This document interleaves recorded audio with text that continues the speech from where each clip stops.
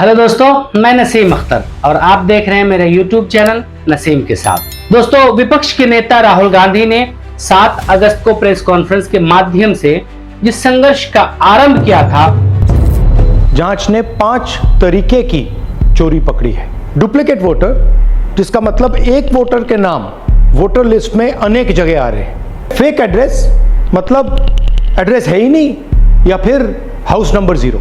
Bulk voter in single address, मतलब एक छोटे से घर में 40, 50, 60 लोग रह रहे हैं। इनवैलिड फोटोज, छोटी सी फोटो है या फिर फोटो ही नहीं है। 11 अगस्त को उसकी गूंज संसद से लेकर सड़क तक सुनाई दे रही थी। वोट चोरी बंद करो, बंद करो, बंद करो। वोट चोरी नहीं चलेगी, नहीं चलेगी, नहीं चलेगी। वोट चोरी नहीं चलेगी। बहुत दिनों के बाद सभी विपक्षी पार्टियां एक प्लेटफॉर्म पर जमा थी।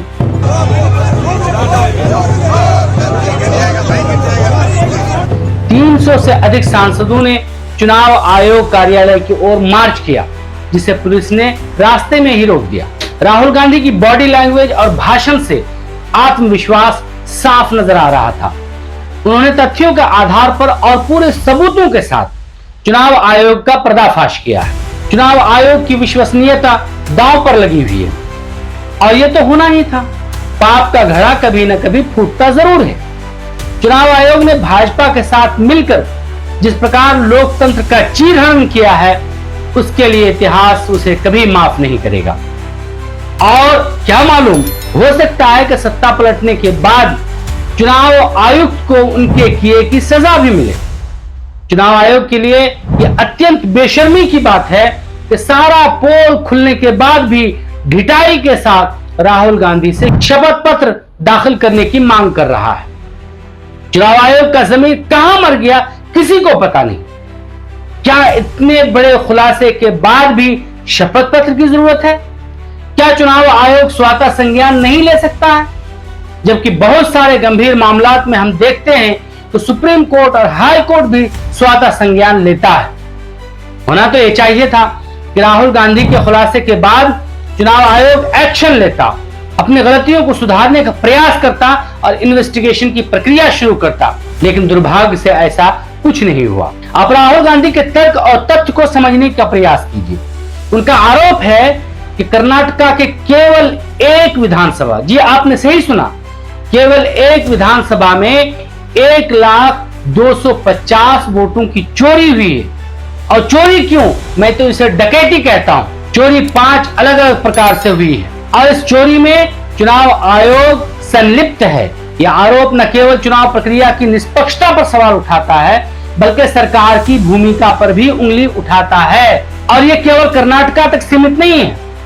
विपक्ष ने महाराष्ट्र, हरियाणा और अन्य राज्यों में भी इसी प्रकार की अनियमितता का आरोप लगाया है। कांग्रेस ने दस्तावेजों के आधार पर दिखाया है कि चुनाव रोल में डुप्लीकेट एंट्रीज, फर्जी पते और मृत वोटरों का नाम भी शामिल किया गया था। राहुल गांधी ने कहा कि अगर ईसीआई सीसीटीवी फुटेज और इलेक्ट्रॉनिक वोटर रोल नहीं देता है तो ये साबित होता है कि भाजपा की मदद कर रहा है। उनका कहना है कि एक व्यक्ति एक वोट के मूल सिद्धांत का उल्लंघन है, जो लोकतंत्र की बुनियाद है। इन आरोपों के संदर्भ में बिहार में हो रहे मतदाता गहन पुनरीक्षण पर चर्चा तेज हो गई है। इसी बीच चुनाव आयोग ने बड़ा खेल खेला है। चुनाव आयोग ने SIR की PDF फाइल हटाकर स्कैन कॉपी वेबसाइट में डाल दी है, जिससे चुनाव आयोग की चोरी पकड़ना मुश्किल हो गया है। इससे भी एक संदेह खड़ा होता है कि यदि चुनाव आयोग का काम निष्पक्ष और पारदर्शी है तो अपने काम की समीक्षा की अनुमति क्यों नहीं दे रहा? क्या डर है कि चुनाव आयोग SIR की ड्राफ्ट कॉपी को हटाकर स्कैन्ड कॉपी दाखिल करने का प्रयास कर रहा है? मजे की बात यह है कि जब जब चुनाव आयोग पर कोई आरोप लगता है, उसके बचाव में फौरन केंद्र सरकार और उसके प्रवक्ता आ जाते हैं। इससे स्पष्ट होता है कि चुनाव आयोग और सरकार का रिश्ता कितना गहरा है। अब यह रिश्ता क्या कहलाता है, आप दर्शक खुद ही बता सकते हैं।